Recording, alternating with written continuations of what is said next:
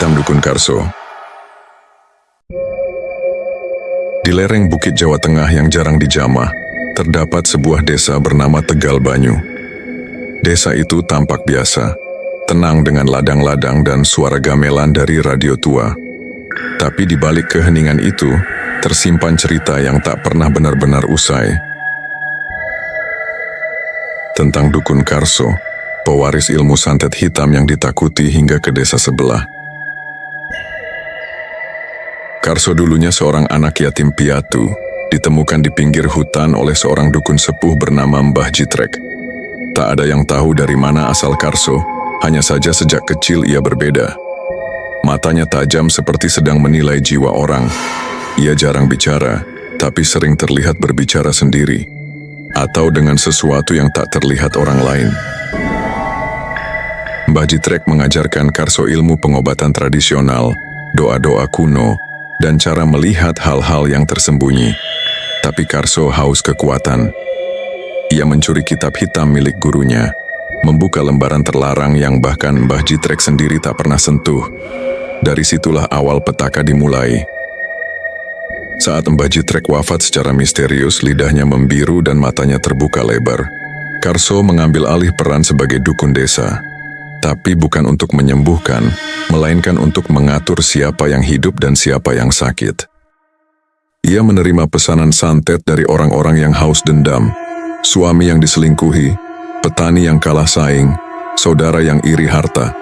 Syaratnya berat, kepala ayam hitam, darah jari manis, dan terkadang janin hasil hubungan haram. Rumah Karso berada di ujung desa, dikelilingi pohon randu dan duri. Di malam-malam tertentu, terdengar suara tangisan, jeritan, dan tawa cekikikan dari dalam rumahnya. Tapi tak ada yang berani menegur, karena siapapun yang bicara buruk tentang Karso, besoknya muntah darah, gila, atau mendadak mati tersambar petir padahal langit cerah. Namun satu keluarga tak tinggal diam. Keluarga Pak Arif, seorang petani yang kehilangan anak bungsunya setelah bermimpi dicekik oleh sosok bertanduk. Pak Arif tahu, ini ulah Karso. Ia lalu pergi menemui Kyai Warno, seorang alim tua dari pondok jauh di luar desa. Kyai Warno pernah berselisih dengan Karso puluhan tahun lalu, dan tahu cara memutus kutukannya.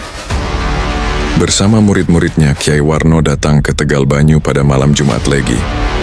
Mereka tidak membawa senjata, hanya doa-doa, kembang setaman, dan air dari 7 sumur keramat. Ritual pembebasan dimulai, tapi kekuatan Karso bukan main.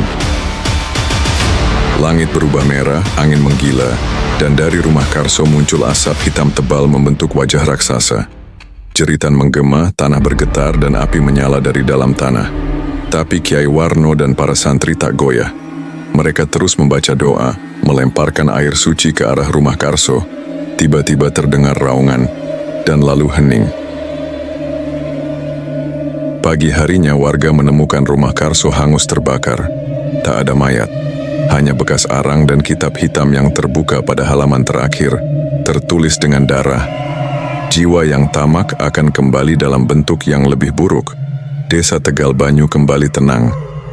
Tapi orang tua selalu mengingatkan, jangan lewat dekat pohon randu di malam hari. Kadang terdengar suara laki-laki yang tertawa kecil, seperti masih menunggu orang yang ingin bermain dengan kegelapan. Mau tahu lebih banyak tentang cerita-cerita seperti ini? Ikuti dan support terus channel ini agar semakin berkembang.